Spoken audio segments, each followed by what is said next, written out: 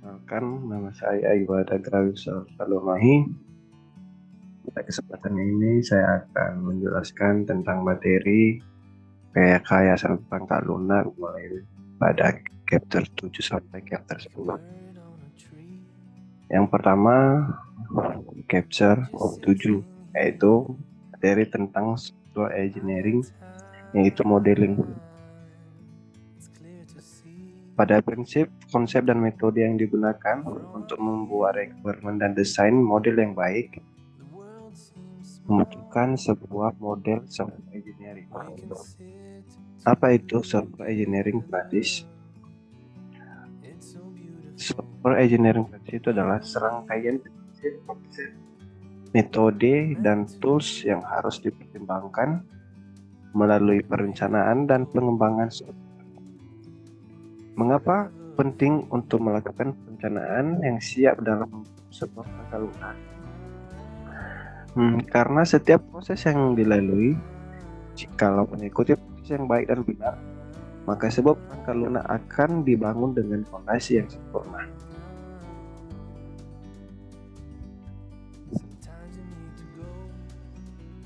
Software engineering practice itu merupakan serangkaian prinsip inti membantu penerapan lunak yang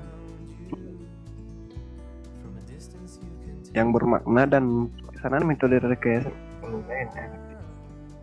Pada prosesnya, prinsip-prinsip inti menetapkan landasan filosofis yang membantu tim perangkat lunak saat menavigasi melalui proses perangkat lunak tersebut. Lalu, prinsip yang memandu setiap kegiatan kerangka apa yang terdapat di dalam software engineering, yaitu yang pertama yaitu satu, prinsip komunikasi. Prinsip komunikasi ini adalah sebelum persyaratan pelanggan dapat dianalisis, dimodelkan atau ditentukan, mereka harus dikumpulkan melalui aktivitas komunikasi. Yang kedua, komunikasi yang efektif di antara rekan teknis dengan pelanggan dan pemangku kepentingan lainnya dan dengan manajer proyek adalah salah satu aktivitas paling yang menantang yang akan dihadapi. Selanjutnya, prinsip-prinsip di berkomunikasi berfokus pada kebutuhan untuk mengurangi kebisingan dan meningkatkan bandwidth saat percakapan antara pengembang dan pelanggan berlangsung.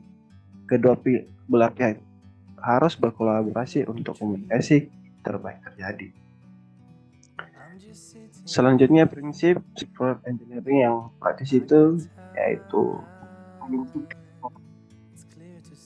kegiatan perencanaan mencakup serangkaian praktik manajemen dan teknis yang memungkinkan tim perangkat lunak untuk menentukan peta jalan saat bergerak menuju tujuan dan tujuan taktisnya. Prinsip selanjutnya yaitu prinsip pemodelan.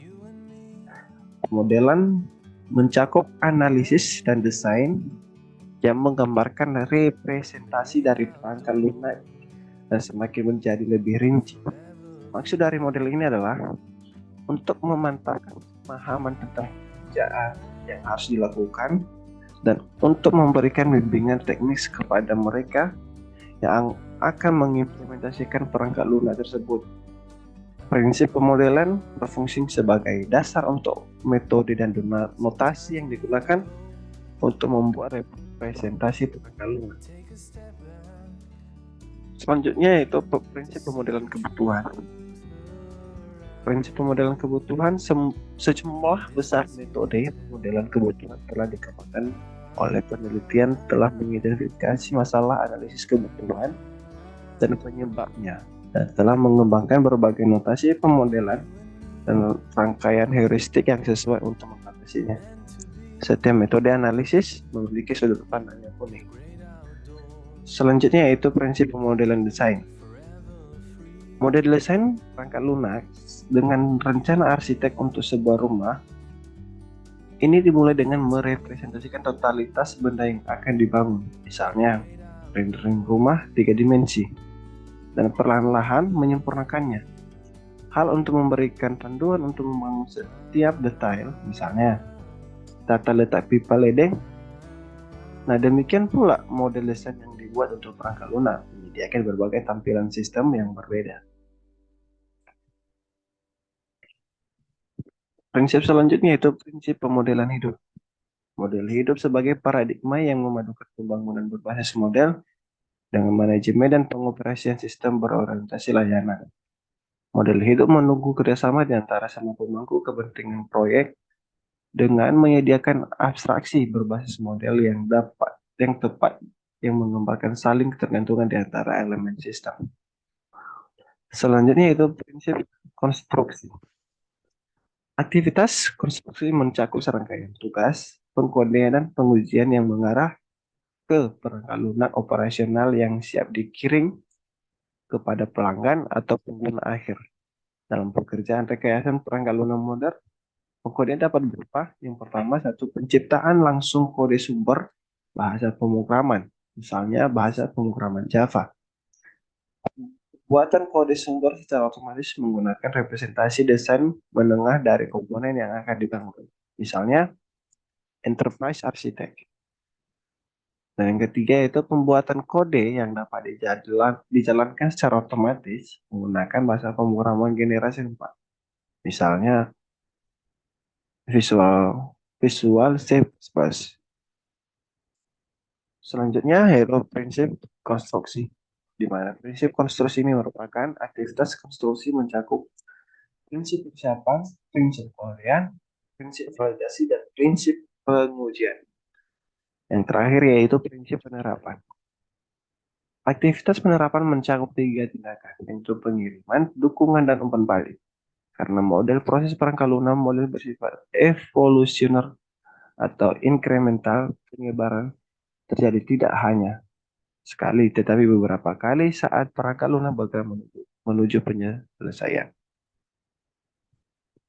Selanjutnya, materi chapter 8 yaitu mengenai understanding requirement. Merancang dan membangun perangkat lunak sebuah sistem operasi komputer itu menantang, kreatif, dan menyenangkan. Faktanya membangun perangkat lunak sangat menarik sehingga banyak pengembangan perangkat lunak ingin terjun langsung sebelum mereka memiliki pemahaman yang jelas tentang apa yang dibutuhkan. Mereka berpendapat bahwa hal-hal akan menjadi jelas saat mereka membangun bahwa kepentingan proyek dan dapat memahami kebutuhan ayah dengan setelah memeriksa iterasi awal perangkat lunak. Bahkan, banyak hal berubah begitu cepat sehingga setiap upaya untuk memahami persyaratan secara detail hanya membuang waktu saja.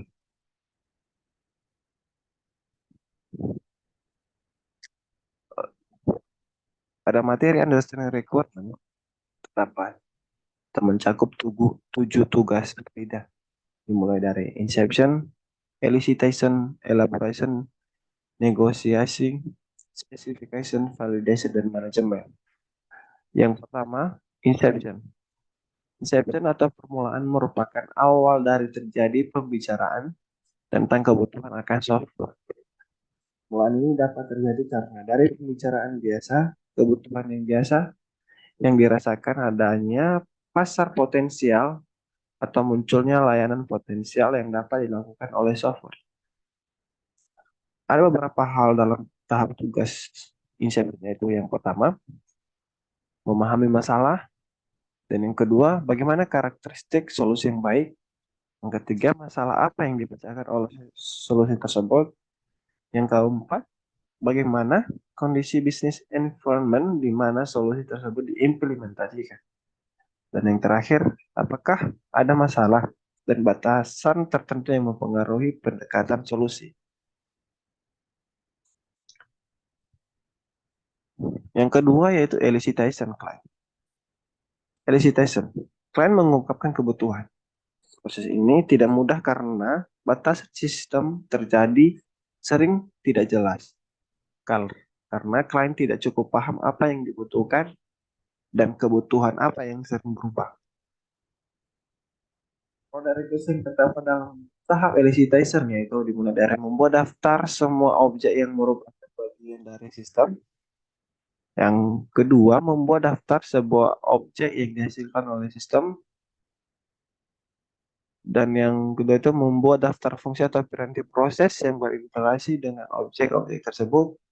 Dan yang ketiga yaitu membuat batasan dan kriteria performa. Selanjutnya yang mengenai elaboration. Apa yang diungkapkan pada proses permulaan dan pengungkapan kebutuhan dijelaskan panjang lebar. Elaboration fokus pada pemodelan fungsi, fitur, dan batasan dari perangkat lunak. Dalam kasus OOP, maka kelas atribut dan hubungan antar kelas diidentifikasikan pada tahap elaboration atau aktivitas elaboration. Selanjutnya yaitu negosiasi. Negosiasi bukanlah suatu kompetisi. Beberapa bagian dalam negosiasi yaitu yang pertama membuat suatu strategi. Apa yang kita inginkan dan apa yang kalian inginkan. Kemudian itu mendengarkan secara aktif apa yang kalian butuhkan, apa yang kalian inginkan. Fokus pada apa yang menjadi keinginan kalian. Jangan anggap personal. Selanjutnya jadilah kreatif, kemudian terhadap keputusan yang diambil. Gunakan priority points. Selanjutnya yaitu spesifikasi. Spesifikasi dapat berupa dokumen, model grafik, model matematika, skenario atau prototipe yang merupakan rekayasa kebutuhan. Apa saja yang disajikan sebagai spesifikasi merupakan hasil identifikasi kebutuhan melalui aktivitas sebelum. Spesifikasi menggambarkan fungsi dan kinerja dari perangkat lunak dan batasan-batasan yang ditentukan. Selanjutnya itu validasi. Menguji kualitas dari spesifikasi untuk memastikan kebutuhan yang dinyatakan dari terima atau sepaham, konsisten, lengkap, dan bebas kesalahan. Selanjutnya yaitu mekanisme yang dapat dilakukan adalah formal technical review atau pertemuan evaluasi teknis. Dan yang terakhir yaitu manajemen. Manajemen dalam hal ini tentu mengelola kebutuhan dengan identifikasi, kontrol, dan mengikuti perkembangan kebutuhan software yang dikerjakan selama proyek dan perubahan-perubahan yang terjadi. Selanjutnya materi capture 9 yaitu requirement modeling skenario based method. Analisis kebutuhan menghasilkan spesifikasi operasional perangkat lunak karakteristik menunjukkan antarmuka perangkat lunak dengan elemen sistem lainnya dan menetapkan batasan yang harus dipenuhi oleh perangkat lunak. Analisis kebutuhan memungkinkan Anda atau terlepas dari engineering, perangkat lunak, analisis atau modeler untuk menguraikan persyaratan dasar yang ditetapkan selama awal elisitasi dan tugas negosiasi yang merupakan bagian dari rekayasa kebutuhan. Ada beberapa jenis model dalam requirement yaitu satu, skenario based models adalah persyaratan dari sudut pandang sebagai sistem atau aktor. Yang kedua, class oriented models, yaitu model berorientasi kelas yang mewakili kelas berorientasi objek atau atribut dan operasi, dan cara kelas berkolaborasi untuk mencapai persyaratan sistem. Yang ketiga, model ketiga yaitu behavior and patterns, yaitu model berbasis perilaku dan pola yang menggambarkan bagaimana perangkat lunak berperilaku sebagai konsekuensi dari peristiwa atau eksternal. Dan yang keempat yaitu data model. Model data yang menggambarkan domain informasi untuk masalah tersebut. Selanjutnya yang terakhir yaitu model flow oriented models, yaitu model berorientasi aliran yang mewakili elemen fungsional dari sistem dan bagaimana mereka mengubah data saat bergerak di sistem. Skenario based models. Keberhasilan suatu sistem atau produk berbasis komputer diukur dengan banyak cara. Kepuasan pengguna menempati urutan teratas. Jika Anda memahami bagaimana pengguna akhir atau aktor lain ingin berinteraksi dengan sistem yang kita buat, tim perangkat lunak dan akan lebih mampu mengkarakterisasi persyaratan dengan baik dan membangun model analisis dan desain yang bermakna. Oleh karena itu, pemodelan kebutuhan dengan UML dimulai dengan pembuatan skenario berupa use case, diagram aktivitas, dan diagram swimlane. Use case adalah deskripsi cara penggunaan berinteraksi dengan sistem atau produk. Kasus penggunaan dapat menetapkan skenario keberhasilan, skenario kegagalan, dan variasi atau pengecualian kritis apapun. Use case dapat ditulis atau dibuat visual dengan bantuan alat model use case. Selanjutnya itu diagram activity. Diagram activity atau activity diagram adalah sebuah pemodelan yang menjelaskan urutan aktivitas dalam suatu proses bisnis dalam memahami proses yang ada dalam sistem secara keseluruhan dan mengetahui apa saja aktivitas setiap aktor atau pengguna berdasarkan case atau diagram yang dibuat sebelumnya. Yang ketiga yaitu swimline diagram. Swimline proses diagram adalah sebuah diagram flow, proses yang menggambarkan interaksi dari beberapa bagian yang berbeda yang terlibat dalam sebuah lini proses bisnis. Diagram ini menggunakan format jalur hubungan atau swimline. Adapun menggambarkannya dilakukan dengan cara menampilkan stakeholder pada baris diagram serta kerangka waktu pada kolom diagram. Dan kemudian aktivitasnya ditampilkan menggunakan simbol flowchart. Yang 10 yaitu requirement modeling, yaitu class-based methods. Metode berbasis kelas merupakan pemodelan requirement dengan tujuan agar representasi sebuah aplikasi dapat lebih mudah dipahami oleh pemangku kepentingan non-teknis. Setiap objek yang dijelaskan oleh statusnya atribut, data yang mendeskripsikan objek. Semua dapat direpresentasikan dengan menggunakan metode pemodelan persyaratan berbasis kelas. Yang ketiga itu persyaratan model berbasis kelas memanfaatkan objek yang diambil dari tampilan pelanggan dari suatu aplikasi atau sistem. Model pandangan dari sistem yang umum untuk pelanggan. Oleh karena itu, dapat dengan mudah dievaluasi oleh pelanggan, menghasilkan umpan yang lebih atau yang berguna sedikit mungkin. Berikut contoh sistem kelas identifikasi untuk server. Dalam model class-based method, pemilik rumah dapat mengkonfigurasi fungsi keamanan untuk mencerminkan informasi sensor, informasi respon alarm, informasi aktivitas atau penonaktifan, informasi identifikasi, dan sebagainya. Kami dapat mewakili item data komposit ini dengan cara berikut, yaitu mengidentifikasi informasi, yaitu sama dengan sistem ID dan verifikasi nomor HP dan satu sistem. Alarm memberikan informasi dengan delay time dan nomor telepon. Selanjutnya itu aktivitas informasi, yaitu membutuhkan master password, number of allowable tries, and temporary password. Sensor dalam bagian ini adalah bagian dari keseluruhan server system, namun mereka tidak terdaftar sebagai item data atau sebagai atribut pada gambar. Sensor setelah diidentifikasi sebagai kelas dan beberapa sensor objek akan diasosiasikan dengan sistem kelas.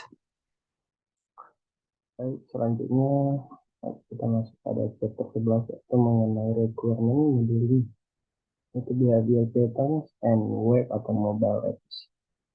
Yang pertama, bagaimana membuat behavior model. Behavior model adalah suatu pendekatan untuk mempresentasikan perilaku manusia yang digambarkan melalui sebuah bentuk pemodelan yang menggunakan pendekatan kognitif sehingga mudah dipelajari dan digunakan oleh orang lain. Untuk membuat model ada beberapa langkah yang harus dilakukan.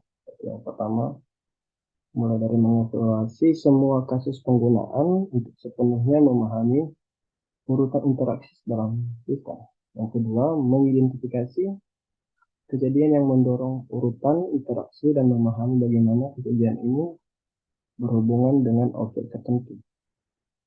Yang ketiga, membuat urutan untuk setiap kasus penggunaan.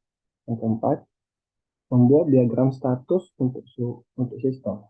Yang kelima, meninjau model perilaku untuk memverifikasi akurasi dan konsistensi. Dan yang kedua yaitu state representation atau tahap sistem. Dalam konteks behavioral model, ada dua karakterisasi yang berbeda yang harus diperhatikan, yaitu satu, keadaan setiap kelas saat sistem menjalankan fungsinya. Yang kedua, keadaan sistem yang diamati dari luar saat sistem menjalankan fungsinya. Keadaan yang pertama menunjukkan bagaimana sebuah kelas individu mengubah keadaan berdasarkan peristiwa eksternal. Sedangkan yang kedua, itu menunjukkan perilaku perangkat lunak sebagai fungsi waktu atau bukan sekuensi. Yang pertama itu state diagram untuk kelas analis. Salah satu komponen dari model perilaku atau model behavior itu adalah diagram keadaan UML yang mewakili status aktif untuk setiap kelas dan kejadian pemicu yang menyebabkan perubahan di antara status aktif. Dari gambar di samping kita melihat bahwa terdapat beberapa proses-proses yang mewakili setiap kelas dan itu akan menyebabkan perubahan di antara status yang sedang aktif. Selanjutnya, state diagram untuk kelas analis itu atau diagram sequence. Itu diagram sequence. Diagram sequence itu adalah sejenis representasi perilaku yang kedua disebut diagram sequence. Menunjukkan bagaimana peristiwa menyebabkan transisi dari objek ke objek setelah satu peristiwa diidentifikasi dengan memeriksa kasus penggunaan pembuat model diagram urutan representasi tentang bagaimana peristiwa menyebabkan aliran dari satu objek ke objek lainnya dalam fungsi waktu. Selanjutnya yaitu model requirement untuk web atau mobile apps. Pengembangan aplikasi web dan seluler sering skeptis ketika ide analis persyaratan itu sudah disarankan. Analisis persyaratan memang membutuhkan waktu, tapi menyelesaikan masalah yang membutuhkan lebih banyak waktu. Pertanyaan untuk setiap web, application, dan pengembangan seluler sederhana yaitu, apakah Anda yakin memahami persyaratan masalah suatu produk? Jika jawabannya tegas, maka pemodelan persyaratan dapat dilewati. Tapi jika tidak, maka pemodelan persyaratan harus dilakukan.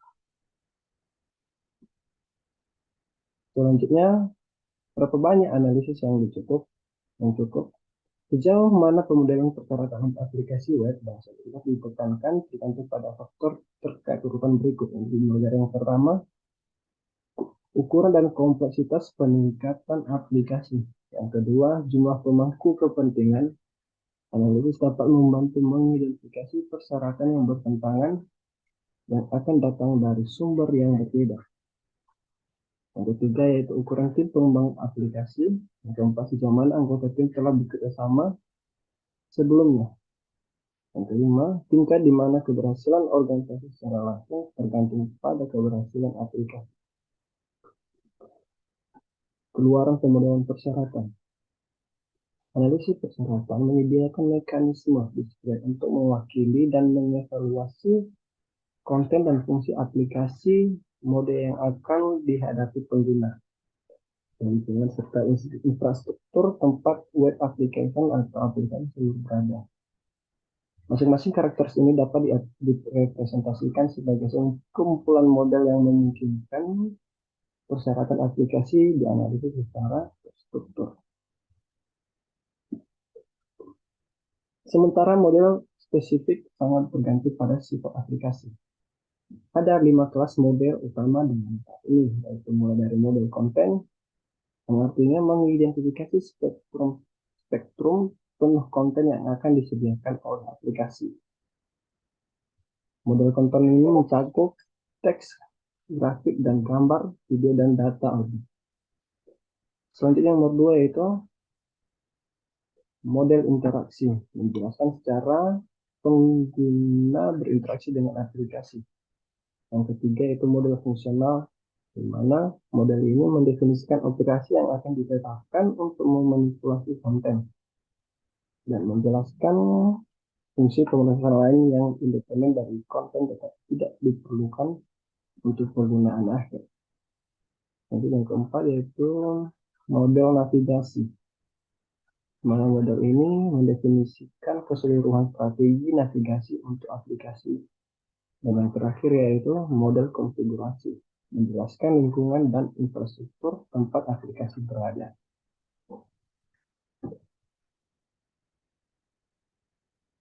Selanjutnya kita masuk pada chapter 12 yaitu mengenai konsep desain.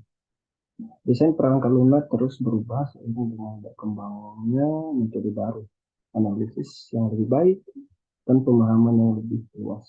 Bahkan saat ini, sebagian besar metodologi desain perangkat lunak tidak memiliki kedalaman, fleksibilitas, dan sifat kuantitatif yang biasanya diasosiasikan dengan disiplin desain teknik yang lebih klasik. Namun, untuk metode desain perangkat lunak memang ada kriteria kualitas desain tersedia dan notasi desain dapat diterapkan. Yang pertama yaitu desain dalam konteks perangkat lunak. Pentingnya desain perangkat lunak dapat dinyatakan dengan satu kata atau kualitas. Desain adalah tempat di mana kualitas dipupuk dalam rekayasa perangkat lunak. Desain memberi Anda representasi perangkat lunak yang dapat dinilai kualitasnya. Desain adalah satu-satunya cara agar Anda dapat secara akurat menerjemahkan persyaratan pemangku kepentingan menjadi produk atau sistem perangkat lunak yang jadi. Desain perangkat lunak berfungsi sebagai dasar untuk semua aktivitas rekayasa perangkat lunak dan dukungan perangkat lunak yang mengikutinya. Tanpa desain, Anda berisiko membangun sistem yang tidak stabil. Sistem yang akan gagal. Hal ini dilakukan perubahan kecil yang mungkin sulit untuk diuji, yang kualitasnya tidak dapat dinilai hingga akhir proses perangkat lunak, ketika waktunya singkat dan banyak uang yang telah dihabiskan.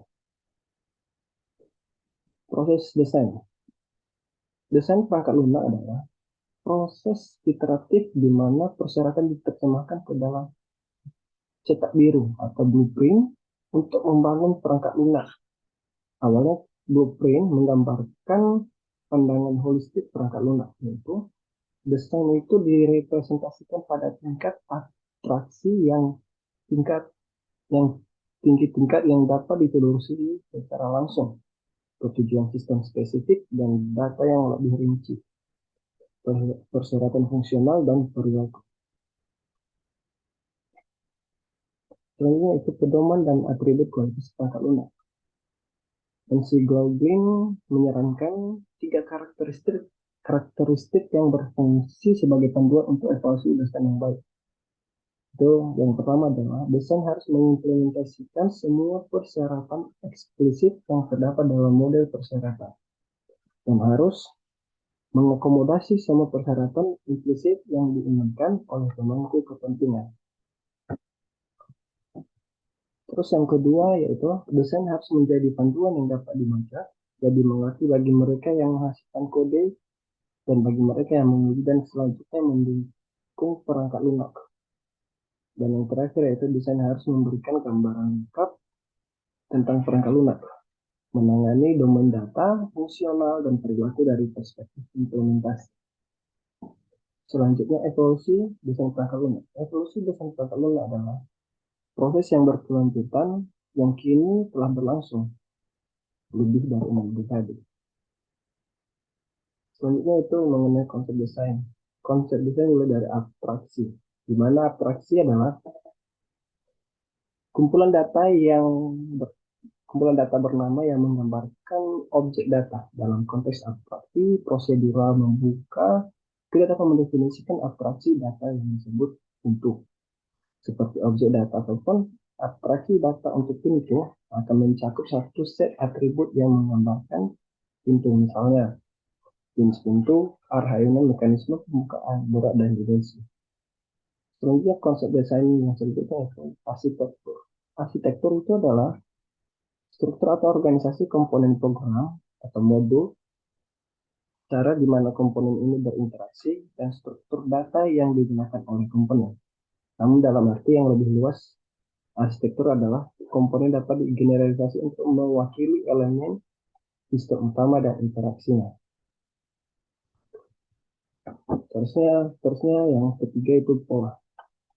Brad Appleton mendefinisikan sebuah pola desain dengan cara berikut, yaitu sebuah pola adalah nugget wawasan bernama yang menyampaikan esensi dari solusi yang telah terbukti untuk masalah yang berulang dalam konteks tertentu di tengah kekhawatiran bersaing. Maksud dari pola desain adalah untuk memberikan deskripsi yang memungkinkan seorang desainer untuk menentukan.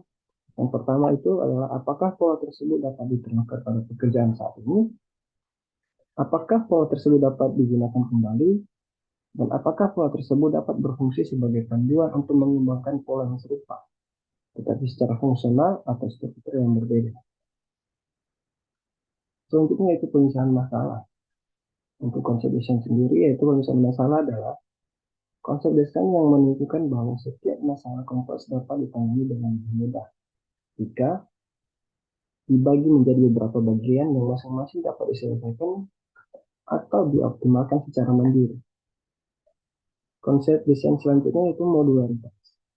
Modularitas sendiri adalah merupakan manifestasi paling umum dari pemisahan keprihatinan. Perangkat lunak dibagi menjadi komponen yang diberi nama dan dianalisis secara terpisah. Terkadang disebut modul yang terintegrasi untuk memenuhi persyaratan masalah.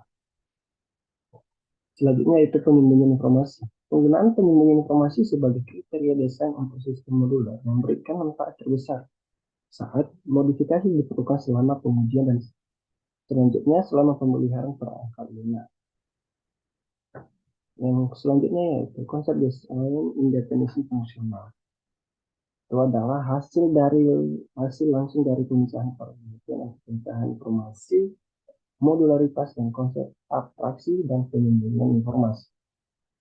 Konsep selanjutnya itu ya perbaikan, di mana perbaikan ini adalah sebuah proses elaborasi. Kita dapat mulai dengan pernyataan fungsi atau deskripsi informasi yang dibungkus atau abstraksi tingkat tinggi. Selanjutnya itu aspek. Penting untuk mengidentifikasi aspek sehingga desain dapat mengakomodasi mereka dengan baik saat penyempurnaan dan modularisasi terjadi. Selanjutnya itu pemfaktoran ulang. Pemfaktoran ulang adalah teknik reorganisasi yang menyederhanakan desain atau kode komponen tanpa mengubah fungsi atau perilakunya. Selanjutnya itu konsep desain berorientasi objek. Dan yang terakhir adalah kelas desain. Dijelaskan beberapa elemen dari domain masalah berfokus pada aspek masalah yang terlihat dari pengguna. Tingkat abstraksi, kelas, analisis, dan hitung. Selanjutnya kita masuk pada 13 yaitu arsitektur desain. Apa itu arsitektur desain? Arsitektur desain digunakan untuk menggambarkan hubungan antara elemen struktural utama dari perangkat lunak. Gaya arsitektur adalah pola desain yang membantu mencapai tujuan. Dibuatnya suatu sistem. Arsitektur desain memiliki tujuan untuk menstrukturkan suatu sistem yang menggunakan komputerisasi. Desain ini sangat mempengaruhi dalam seberapa baik suatu sistem, seperti dalam kecepatan, keamanan, dan kemudian dalam dimodifikasi. Yang kedua yaitu mengapa sebuah arsitektur itu penting. Ini alasan utama kenapa arsitektur perangkat lunak itu penting. Yang pertama yaitu arsitektur perangkat lunak menyediakan representasi yang memfasilitasi komunikasi di antara semua pemangku kepentingan. Dan yang kedua yaitu arsitektur menyoroti keputusan desain awal yang akan berdampak besar pada semua pekerjaan rekayasa perangkat lunak berikutnya. Dan yang terakhir yaitu arsitektur itu merupakan model yang relatif kecil dan dapat dipahami secara intelektual tentang bagaimana sistem disusun dan bagaimana komponen-komponennya bekerja sama. Seterusnya itu mengenai gaya arsitektur. Terdapat lima gaya arsitektur desain. Yaitu mulai dari yang pertama yaitu arsitektur berpusat data atau penyimpanan data. Misalnya file atau database berada di pusat arsitektur ini dan sering diakses oleh komponen lain yang memperbarui, menambah, menghapus, dan memodifikasi data. Gaya arsitektur selanjutnya itu yang kedua yaitu arsitektur aliran data. Arsitektur ini diterapkan ketika data input akan diubah melalui serangkaian komponen komputasi atau manipulatif menjadi data output. Dan yang ketiga itu arsitektur panggilan dan kembali. Gaya arsitektur ini memungkinkan Anda mencapai struktur program yang relatif, mudah dimodifikasi dan bisa. Dan yang keempat yaitu arsitektur berorientasi objek. Komponen sistem merangkum data dan operasi yang harus diterapkan untuk memanipulasi data. Komunikasi dan koordinasi antar komponen dilakukan melalui penyampaian pesan. Dan yang terakhir itu adalah arsitektur berlapis. Sejumlah lapisan yang berbeda didimensikan masing-masing melakukan operasi yang semakin dekat dengan set instruksi mesin.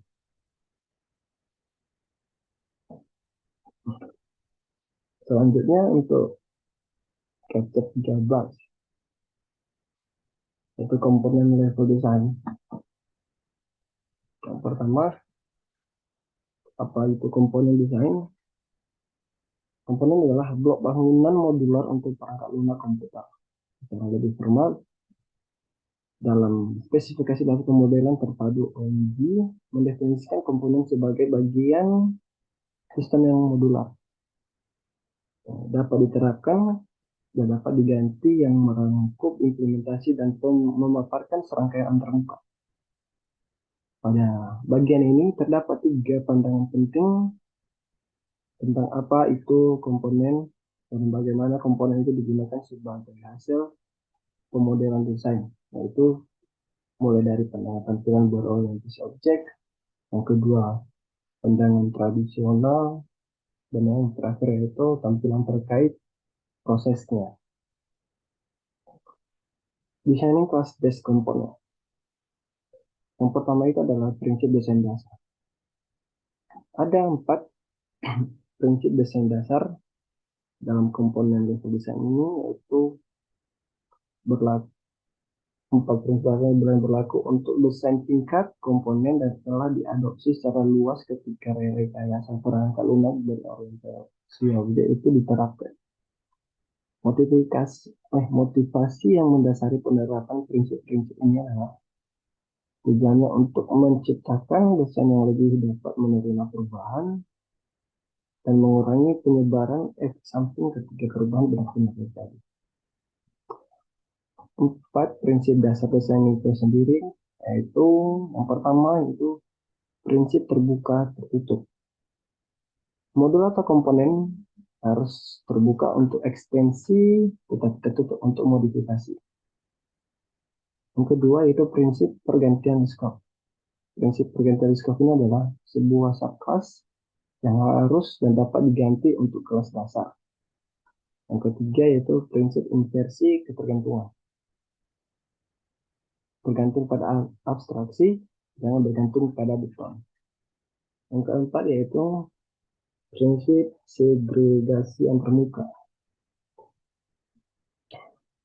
Pada prinsip itu banyak antarmuka khusus lain itu lebih baik daripada satu antarmuka yang tujuan yang digunakan secara umum. Desain level komponen tradisional memerlukan representasi struktur data, antarmuka dan algoritma untuk modul program dengan detail yang memadai untuk memandu pembuatan kode sumber bahasa pemrograman Untuk mencapai hal ini, perancang menggunakan salah satu dari sejumlah notasi desain yang mempresentasikan detail tingkat komponen baik dalam format garis, tabular, ataupun berbasis teks. Desain tingkat komponen untuk web apps atau ya mobile senior itu mempertimbangkan konten dan fungsionalitas seperti yang disampaikan oleh sistem berbasis web. Desain konten di tingkat komponen berfokus pada objek konten dan cara pengemasannya untuk presentasi ke pengguna akhir web application. Desain fungsional untuk web application berfokus pada fungsi pemrosesan yang memanipulasi konten, melakukan perhitungan, membuat query, tentunya untuk mengakses database dan membuat antarmuka dengan sistem yang lain. Semua prinsip dan pedoman desain tingkat komponen itu harus digunakan ataupun berlaku. Desain tingkat komponen untuk aplikasi seluruh memanfaatkan arsitektur berlapis, lapis yang menyertakan lapisan antarmuka pengguna, lapisan bisnis, dan lapisan data. Jika aplikasi seluruh memerlukan desain komponen yang mengimplementasikan bisnis atau lapisan data pada perangkat seluler, batasan karakteristik isi perangkat menjadi batasan penting pada desain. Pemrograman terstruktur adalah filosofi desain prosedural yang membatasi jumlah dan jenis konstruksi logis yang digunakan untuk mewakili detail algoritmik. Pemrograman tersebut bertujuan untuk membantu perancang dan mendefinisikan algoritma yang tidak terlalu rumit sehingga lebih mudah dibaca, diuji, dan dipelihara.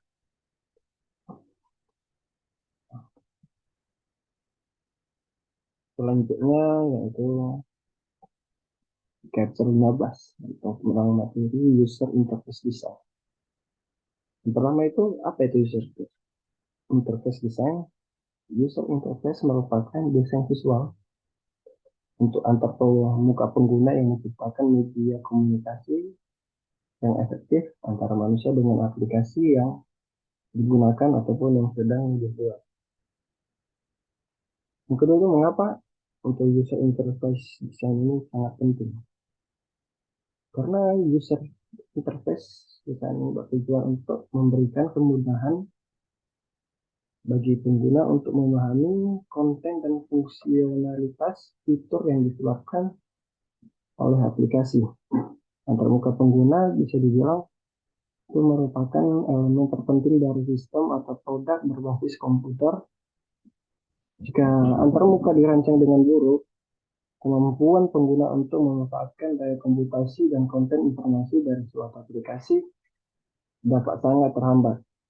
Contohnya, antarmuka yang lemah dapat menyebabkan penyimpangan aplikasi yang dirancang dengan baik dan implementasikan secara solid.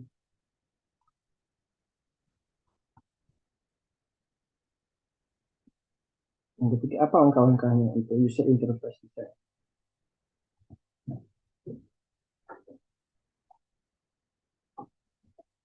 Desain antarmuka pengguna dimulai dengan mengidentifikasi pengguna, tugas, dan kebutuhan lingkungan. Setelah tugas, pengguna diidentifikasi skenario, pengguna dibuat dan dianalisis untuk menentukan sekumpulan objek dan tindakan antarmuka. Ini menjadi dasar pembuatan tata letak layar yang menggambarkan desain grafis dan penempatan icon, deskripsi teks layar, spesifikasi sidebar, dan spesifikasi item, menu mayor and minor. Alat yang digunakan adalah prototype dan hasilnya mengimplementasikan model desain dan mengevaluasi kualitasnya. Ada 3 prinsip penting membantu desain antarmuka pengguna yang efektif, yaitu yang pertama, menempatkan pengguna dalam kendali. Yang kedua, mengurangi beban memori pengguna dan membuat antarmuka menjadi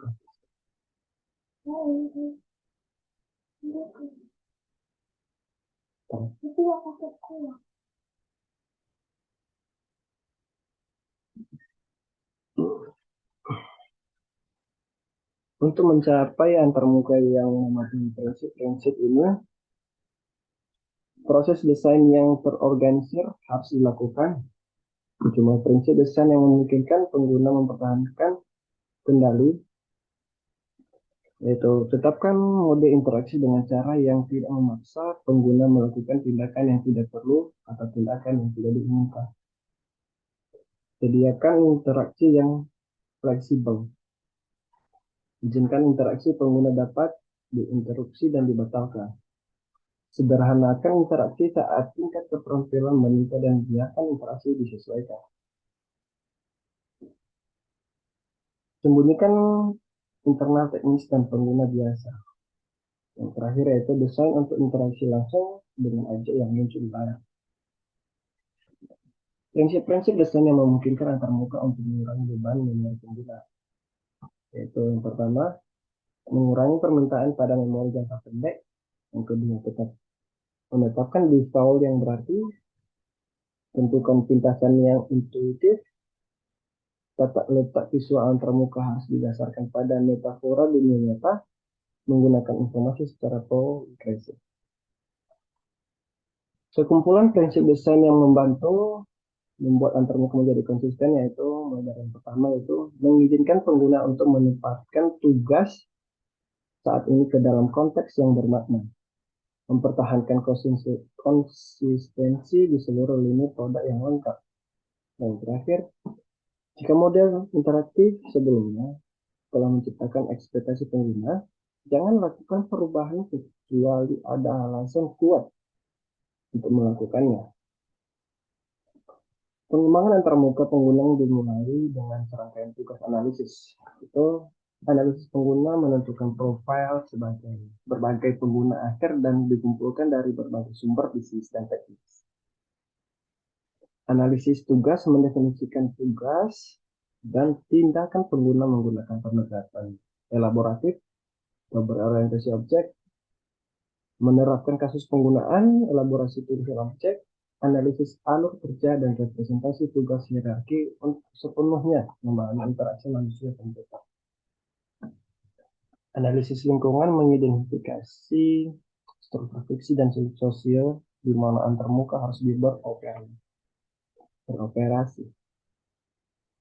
Seperti desain antarmuka untuk perangkat lunak konvensional, untuk desain antarmuka web dan aplikasi seluler itu menjelaskan struktur dan organisasi antarmuka pengguna dan menyertakan representasi tata letak layar, definisi mode interaksi, dan deskripsi mekanisme navigasi.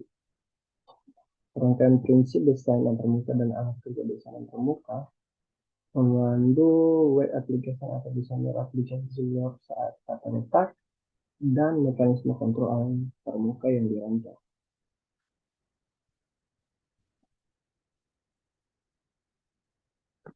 Selanjutnya kita masuk pada teknik membahas yaitu filter atau base design. Base design. Apa itu filter base design? Desain berbasis pola menciptakan aplikasi baru dengan menemukan serangkaian solusi yang terbukti untuk serangkaian masalah yang digambarkan dengan jelas. Tipe masalah dan solusi dijelaskan oleh pola yang menghadapi masalah dan melakukan solusi saat merancang aplikasi lain. Setiap pola desain memberi Anda pendekatan yang terbentuk untuk satu bagian dari masalah yang harus dipecahkan. Mengapa ini penting? Dengan menggunakan pola desain yang ada, Anda dapat memperoleh solusi yang terbukti untuk masalah tertentu. Saat setiap pola diterapkan, solusi terintegrasi dan aplikasi yang akan dibangun semakin mendekati desain yang lengkap.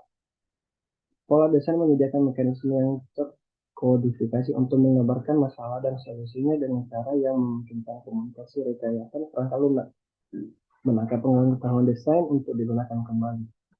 Pola menjelaskan masalah, menunjukkan konteks yang memungkinkan pengguna untuk memahami lingkungan tempat masalah berada dan menciptakan sistem kekuatan yang menunjukkan bagaimana masalah dapat diinterpretasikan dalam konteksnya dan bagaimana solusi dapat diterapkan. Pola-pola ini menggambarkan aspek penting dalam berulang dari suatu sistem dan kemudian memberi kita cara untuk membangun aspek tersebut dalam sistem kekuatan yang unik untuk konteks tertentu.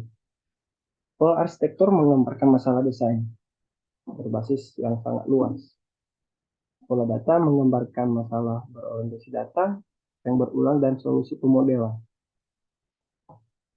Pola komponen juga disebut sebagai pola desain yang mengatasi masalah terkait dengan pengembangan subsistem dan komponen, cara mereka berkomunikasi satu sama lain, dan penempatan dalam arsitektur yang lebih besar.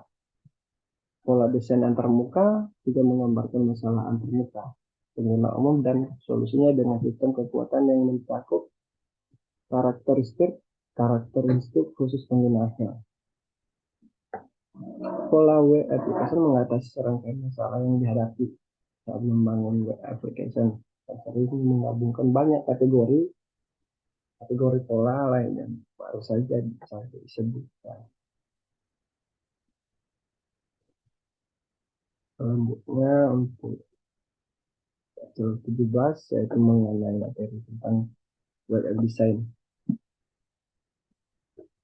Yang pertama, apa itu web design? Adalah desain atau web application mencakup aktivitas teknis dan non-teknis yang meliputi menetapkan tampilan dan nuansa web application, membuat tata letak estetika antarmuka pengguna, mendefinisikan keseluruhan struktur arsitektur, mengembangkan konten dan fungsionalitas yang berada dalam arsitektur, dan merencanakan navigasi yang terjadi dalam web application. Mengapa ini penting? Karena desain mungkin memungkinkan Anda untuk membuat model yang dapat dinilai kualitasnya ditingkatkan sebelum konten dan kode dihasilkan. Pengujian dilakukan dan pengguna akhir terlibat dalam jumlah besar. Desain adalah tempat di mana kualitas web application dibangun. Aktivitas desain web berfokus pada 6 elemen desain yang berbeda. Itu mulai desain antarmuka yang menggambarkan struktur dan organisasi antarmuka pengguna dan mencakup representasi tata letak layar, definisi mode, interaksi, dan deskripsi mekanisme. Desain estetika juga disebut desain grafis yang menggambarkan tampilan dan nuansa dari web application dan menyertakan skema warna, tata letak geometris, ukuran teks, font, dan penempatannya. Penggunaan grafik dan kebutuhan estetika terkait perangkat pedoman desain grafis memberikan dasar untuk pendekatan desain. Selanjutnya yaitu desain konten, menyatukan tata letak, struktur, dan kerangka untuk semua konten yang disajikan sebagai bagian dari web application dan menetapkan hubungan antara objek konten.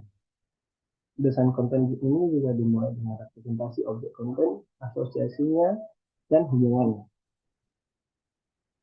Selanjutnya itu desain arsitektur yang mengidentifikasi keseluruhan struktur hypermedia untuk web application dan mencakup arsitektur konten dan arsitektur web application. Gaya arsitektur untuk konten meliputi struktur linear, visi, hierarki, dan jaringan. Selanjutnya yaitu desain navigasi, mewakili aliran navigasi antar objek konten dan untuk semua fungsi web application. Semantik navigasi didefinisikan dengan mendeskripsikan sekumpulan unit semantik navigasi. Setiap unit terdiri dari cara navigasi dan link navigasi dan node atau titik. Sintaks navigasi menggambarkan mekanisme yang digunakan untuk mempengaruhi navigasi yang dijelaskan sebagai bagian dari semantik. Dan yang selanjutnya itu desain komponen yang menggunakan logika pemrosesan terperinci yang diperlukan untuk mengimplementasikan komponen fungsionalitas yang mengimplementasikan fungsi web application lengkap. Selanjutnya itu tujuan antarmuka web application adalah yang pertama membuat jendela yang konsisten ke dalam konten dan fungsionalitas yang disediakan antarmuka. Kalau antarmuka memandu pengguna melalui serangkaian interaksi dengan web application, dan ketiga itu mengatur opsi navigasi dan konten yang tersedia untuk pengguna. Selanjutnya kita masuk pada kelas 18 yaitu mobile app design. Apa itu mobile app design? Desain mobile app mencakup aktivitas teknik dan konteks yang meliputi membangun tampilan dan menata aplikasi web, membuat tata letak STP antar muka pengguna menurut ritme, interaksi pengguna, menentukan keseluruhan struktur arsitektur, mengembangkan konten dan fungsionalitas yang berada dalam arsitektur, dan merencanakan navigasi yang terjadi di dalam aplikasi web. Selanjutnya, dalam mengapa ini penting mobile design. Desain memungkinkan Anda untuk membuat model yang dapat menilai kualitasnya dan ditingkatkan sebelum konten dan kode dihasilkan. Pengujian dilakukan dan pengguna akhir terlibat dalam jumlah besar. Desainnya adalah tempat di mana kualitas mobile application ditetapkan. Desain mobile application mirip dengan desain application dan mencakup 6 langkah utama yang mendorong informasi yang diperoleh selama pemodelan persyaratan. Yang pertama itu mulai dari desain antarmuka.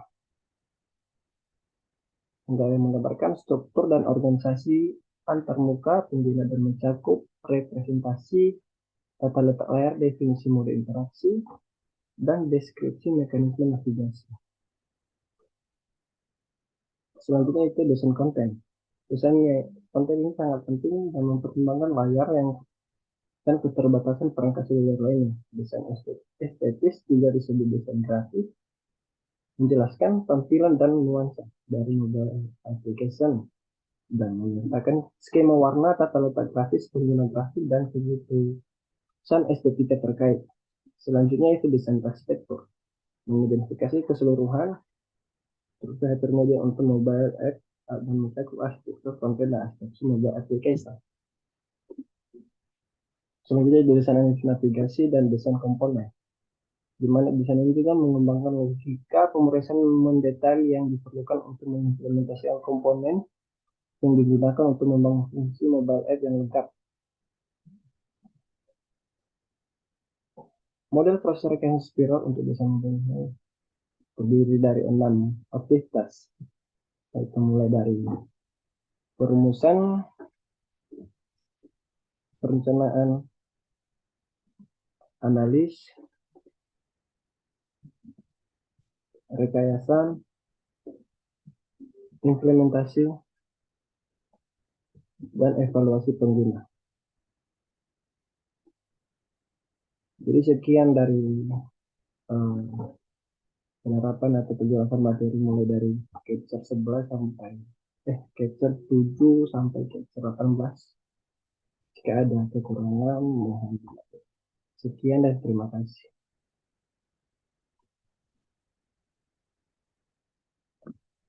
Selanjutnya kita masuk pada capture 12 yaitu mengenai konsep desain. Desain perangkat lunak terus berubah seiring dengan berkembangnya metode baru, analisis yang lebih baik, dan pemahaman yang lebih luas. Bahkan saat ini, sebagian besar metodologi desain perangkat lunak tidak memiliki kedalaman, fleksibilitas, dan sifat kuantitatif yang biasanya diasosiasikan dengan disiplin desain teknik yang lebih klasik. Namun, untuk metode desain perangkat lunak memang ada kriteria kualitas desain tersedia dan notasi desain dapat diterapkan. Yang pertama yaitu desain dalam konteks perangkat lunak. Pentingnya desain perangkat lunak dapat dinyatakan dengan satu kata atau kualitas. Desain adalah tempat di mana kualitas dipupuk dalam rekayasa perangkat lunak. Desain memberi Anda representasi perangkat lunak yang dapat dinilai kualitasnya. Desain adalah satu-satunya cara agar Anda dapat secara akurat menerjemahkan persyaratan pemangku kepentingan menjadi produk atau sistem perangkat lunak yang jadi. Desain perangkat lunak berfungsi sebagai dasar untuk semua aktivitas rekayasa perangkat lunak dan dukungan perangkat lunak yang mengikutinya. Tanpa desain, Anda berisiko membangun sistem yang tidak stabil. Sistem yang akan gagal.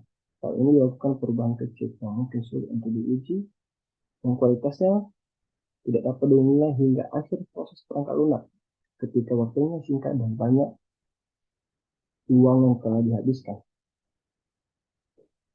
Proses desain. Desain perangkat lunak adalah proses iteratif di mana persyaratan diterjemahkan ke dalam cetak biru atau blueprint untuk membangun perangkat lunak.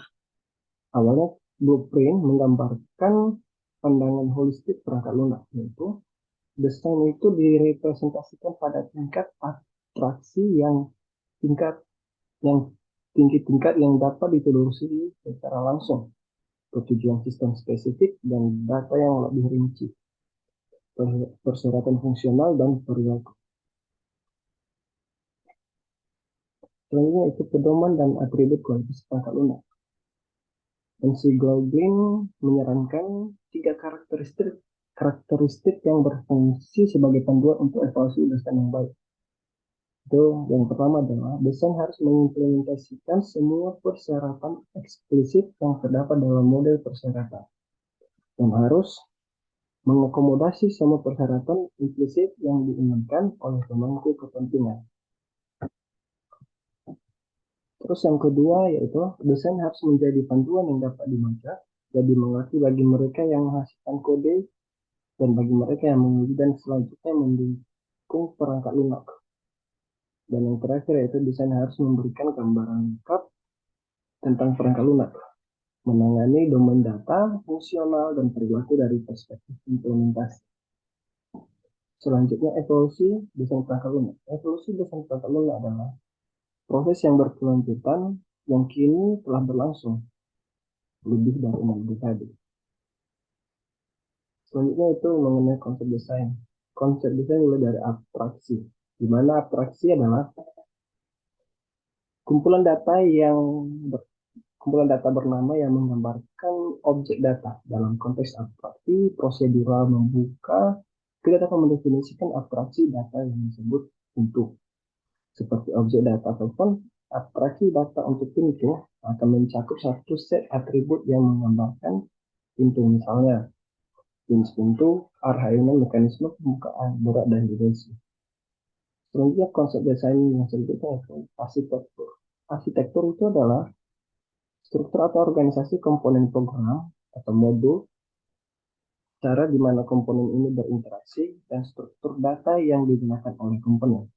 Namun dalam arti yang lebih luas, arsitektur adalah komponen dapat digeneralisasi untuk mewakili elemen sistem utama dan interaksinya. Terusnya yang ketiga itu pola. Brad Appleton mendefinisikan sebuah pola desain dengan cara berikut, yaitu sebuah pola adalah nugget wawasan bernama yang menyampaikan esensi dari solusi yang telah terbukti untuk masalah yang berulang dalam konteks tertentu di tengah kekhawatiran bersaing. Maksud dari pola desain adalah untuk memberikan deskripsi yang memungkinkan seorang desainer untuk menentukan.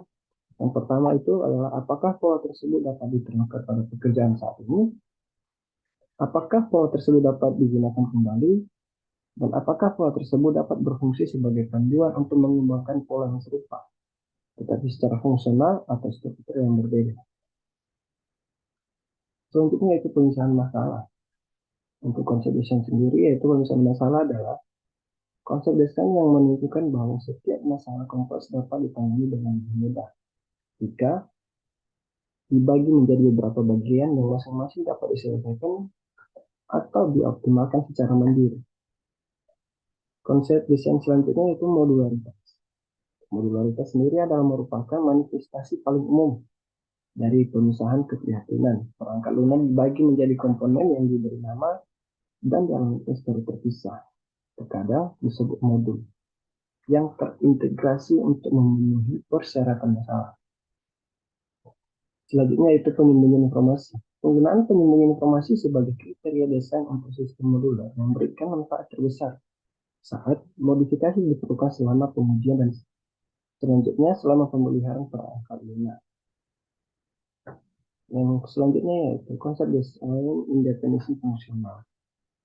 Itu adalah hasil langsung dari pemisahan informasi modularitas dan konsep abstraksi dan penyembunyian informasi.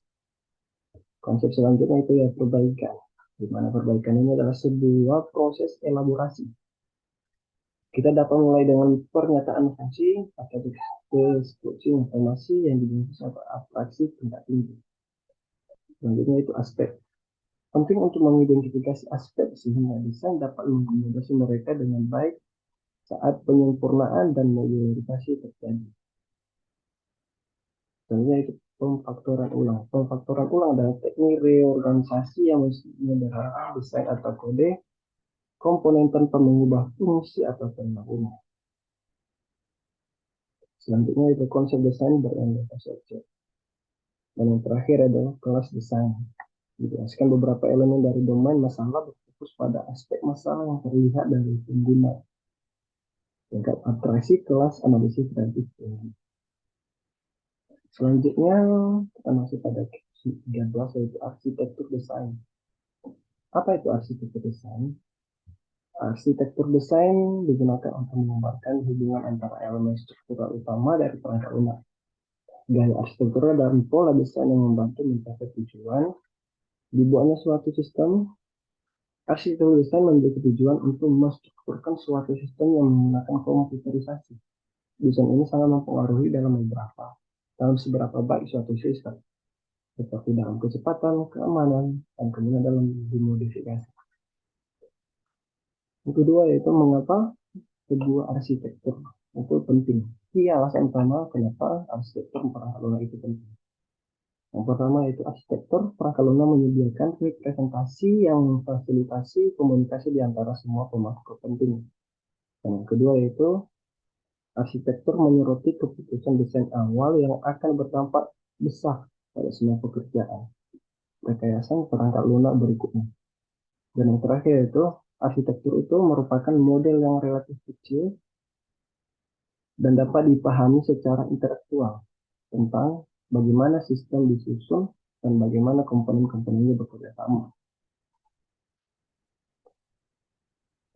Seterusnya itu mengenai gaya arsitektur. Terdapat lima gaya arsitektur desain. Yaitu mulai dari yang pertama yaitu arsitektur berpusat data atau penyimpanan data. Misalnya file atau database. Berada di pusat arsitektur ini dan sering diakses oleh komponen lain yang memperbarui, menambah, menghapus, dan memodifikasi data. Gaya arsitektur selanjutnya itu yang kedua yaitu arsitektur aliran data.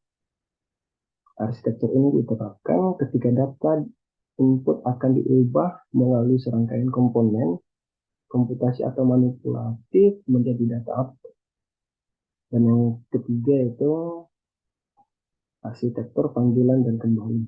Gaya arsitektur ini memungkinkan Anda mencapai struktur program yang relatif, mudah dimodifikasi dan disalahkan. Dan yang keempat yaitu arsitektur berorientasi objek. Komponen sistem merangkum data dan operasi yang harus diterapkan untuk memanipulasi data.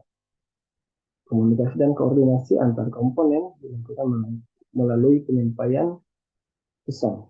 Dan yang terakhir itu adalah arsitektur berlapis. Sejumlah lapisan yang berbeda digunakan masing-masing melakukan operasi yang semakin dekat dengan set instruksi mesin.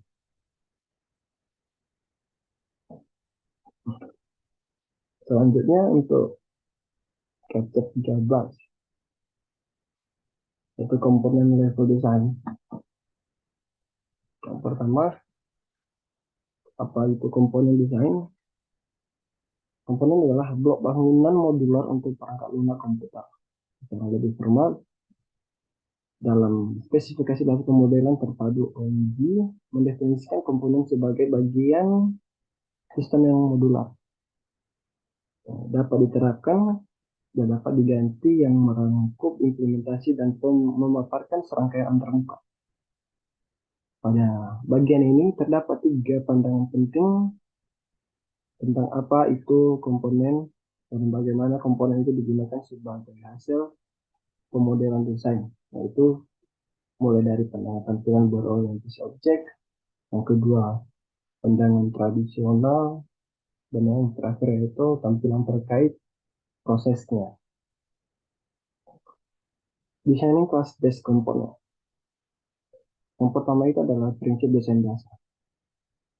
Ada 4 prinsip desain dasar dalam komponen level desain ini, yaitu berlaku 4 prinsip dasar yang berlaku untuk desain tingkat komponen dan telah diadopsi secara luas ketika rekayasa perangkat lunak dan orientasi objek itu diterapkan.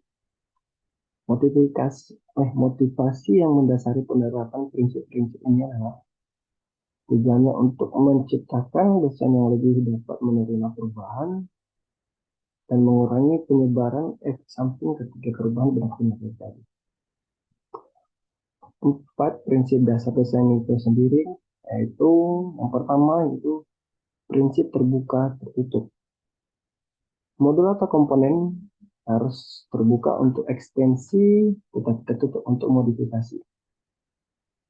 Yang kedua itu prinsip pergantian scope. Prinsip pergantian scope ini adalah sebuah subclass yang harus dan dapat diganti untuk kelas dasar. Yang ketiga yaitu prinsip inversi ketergantungan. Bergantung pada abstraksi, jangan bergantung pada beton. Yang keempat yaitu prinsip segregasi antarmuka. Pada prinsip itu banyak antarmuka, khusus spine itu lebih baik daripada satu antarmuka yang tujuan yang digunakan secara umum.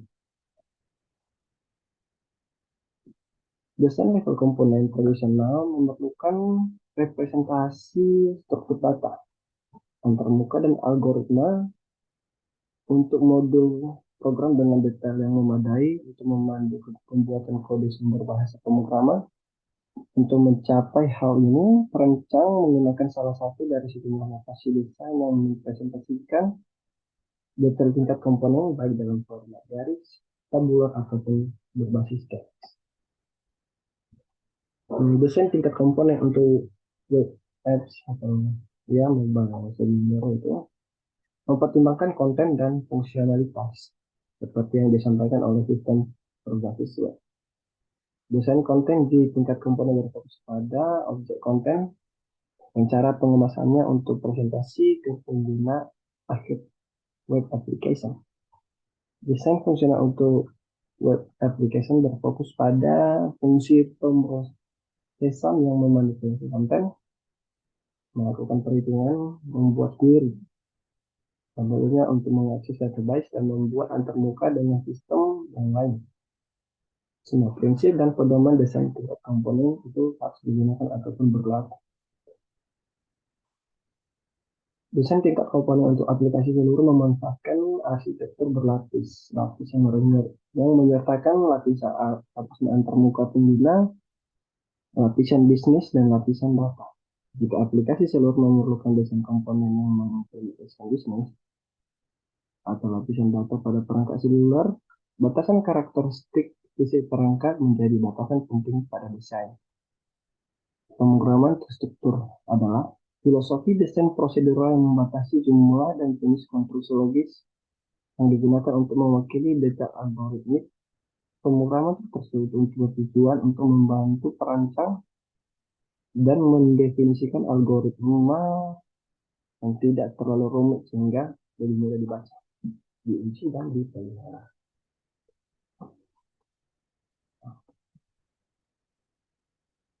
Selanjutnya yaitu chapter 15 tentang materi user interface design. Yang pertama itu apa itu user interface design? User interface merupakan desain visual untuk antar muka pengguna yang menciptakan media komunikasi yang efektif antara manusia dengan aplikasi yang digunakan ataupun yang sedang dibuat. Yang kedua itu mengapa untuk user interface design ini sangat penting? Karena user interface design ini bertujuan untuk memberikan kemudahan bagi pengguna untuk memahami konten dan fungsionalitas fitur yang ditawarkan oleh aplikasi. Antarmuka pengguna bisa dibilang itu merupakan elemen terpenting dari sistem atau produk berbasis komputer. Jika antarmuka dirancang dengan buruk, kemampuan pengguna untuk memanfaatkan daya komputasi dan konten informasi dari suatu aplikasi dapat sangat terhambat. Contohnya, antarmuka yang lemah dapat menyebabkan penyimpangan aplikasi yang dirancang dengan baik dan implementasikan secara solid.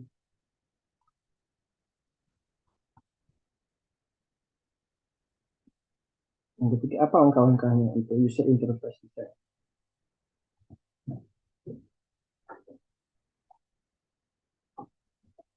Desain antarmuka pengguna dimulai dengan mengidentifikasi pengguna, tugas, dan kebutuhan lingkungan.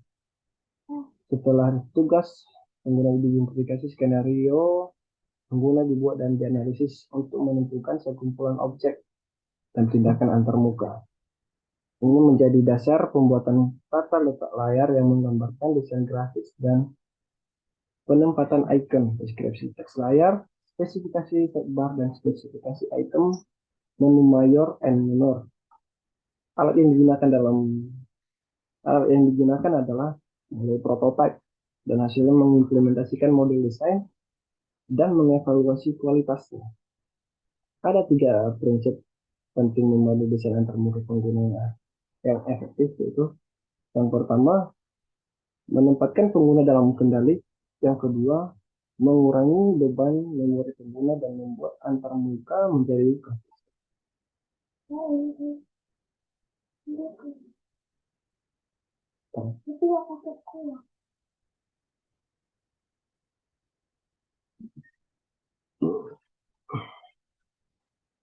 Untuk mencapai antarmuka yang mematuhi prinsip-prinsip ini, proses desain yang terorganisir harus dilakukan.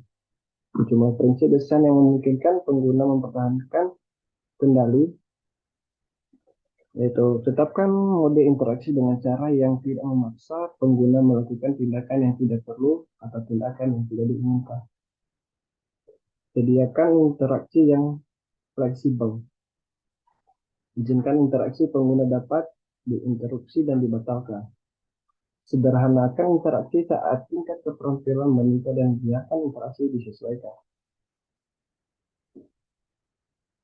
Sembunyikan internal teknis dan pengguna biasa. Yang terakhir yaitu desain untuk interaksi langsung dengan objek yang muncul di layar.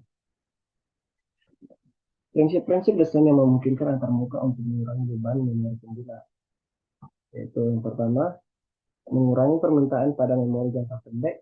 Yang kedua, tetap menetapkan default yang berarti, tentukan pintasan yang intuitif, tata letak visual antarmuka harus didasarkan pada metafora dunia nyata, menggunakan informasi secara progresif. Sekumpulan prinsip desain yang membantu membuat antarmuka menjadi konsisten, yaitu model yang pertama yaitu mengizinkan pengguna untuk menempatkan tugas saat ini ke dalam konteks yang bermakna, mempertahankan konsistensi di seluruh lini produk yang lengkap. Dan terakhir, jika model interaktif sebelumnya telah menciptakan ekspektasi pengguna, jangan lakukan perubahan kecuali ada alasan kuat untuk melakukannya. Pengembangan antarmuka pengguna dimulai dengan serangkaian tugas analisis. Itu analisis pengguna menentukan profil sebagai berbagai pengguna akhir dan dikumpulkan dari berbagai sumber bisnis dan teknis. Analisis tugas mendefinisikan tugas dan tindakan pengguna menggunakan pendekatan elaboratif atau berorientasi objek, menerapkan kasus penggunaan, elaborasi tulisan objek, analisis alur kerja dan representasi tugas hierarki untuk sepenuhnya memahami interaksi manusia komputer. Analisis lingkungan mengidentifikasi struktur fiksi dan sosial di mana antarmuka harus beroperasi. Seperti desain antarmuka untuk perangkat lunak konvensional, untuk desain antarmuka web dan aplikasi sekunder itu menjelaskan struktur dan organisasi antarmuka pengguna dan menyertakan representasi tata letak layar, definisi mode interaksi, dan deskripsi mekanisme navigasi. Rangkaian prinsip desain antarmuka dan alat kerja desain antarmuka memandu web application atau desainer aplikasi senior saat tata letak dan mekanisme kontrol antarmuka yang dirancang.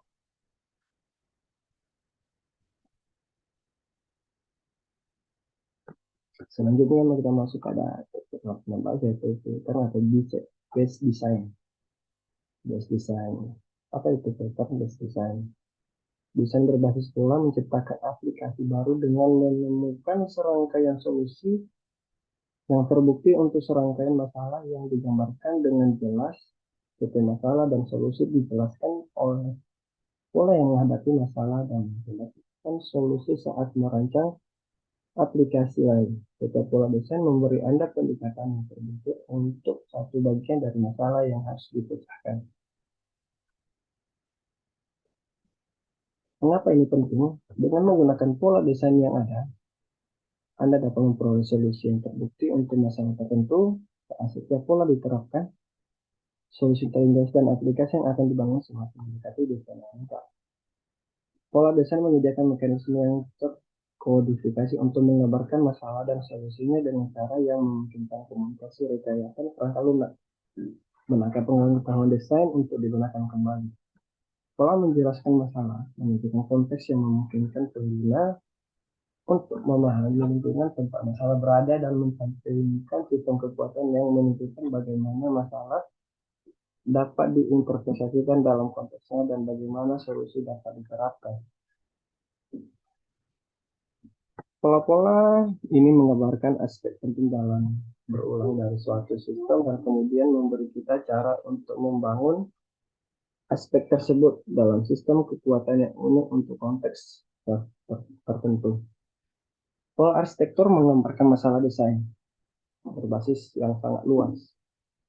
Pola data menggambarkan masalah berorientasi data yang berulang dan solusi pemodelan. Pola komponen juga disebut sebagai pola desain yang mengatasi masalah terkait dengan pengembangan subsistem dan komponen, cara mereka berkomunikasi satu sama lain, dan penempatan dalam arsitektur yang lebih besar. Pola desain antarmuka juga menggambarkan masalah antarmuka, pengguna umum dan solusinya dengan sistem kekuatan yang mencakup karakteristik khusus penggunanya. Pola web application mengatasi serangkaian masalah yang dihadapi saat membangun web application. Sering menggabungkan banyak kategori pola lain yang baru saja saya sebutkan. Selanjutnya untuk 17 yaitu mengenai materi tentang web design. Yang pertama, apa itu web design? Adalah desain untuk application mencakup aktivitas teknis dan non-teknis yang meliputi menetapkan tampilan dan nuansa web application, membuat tata letak estetika antarmuka pengguna, mendefinisikan keseluruhan struktur arsitektur, mengembangkan konten dan fungsionalitas yang berada dalam arsitektur, dan merencanakan navigasi yang terjadi dalam web application.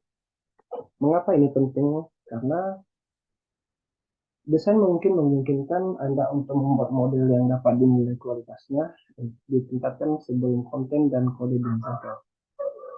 Pengujian dilakukan dan pengguna akhir terlibat dalam jumlah besar. Desain adalah tempat di mana kualitas web aplikasi dibangun. Aktivitas desain web berfokus pada 6 elemen desain yang berbeda. Itu mulai desain antarmuka yang menggambarkan struktur dan organisasi antarmuka pengguna dan mencakup representasi tata letak layar, definisi mode, interaksi, dan deskripsi mekanisme.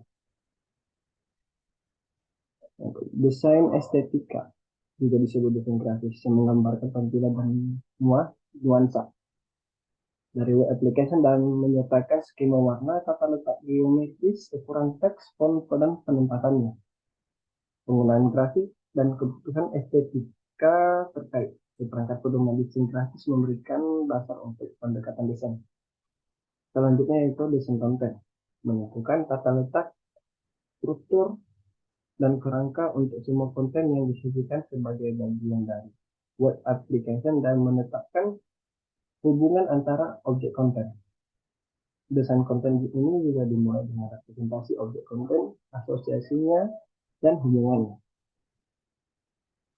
Selanjutnya itu desain arsitektur yang mengidentifikasi keseluruhan struktur hypermedia untuk web application dan mencakup arsitektur konten dan arsitektur web application.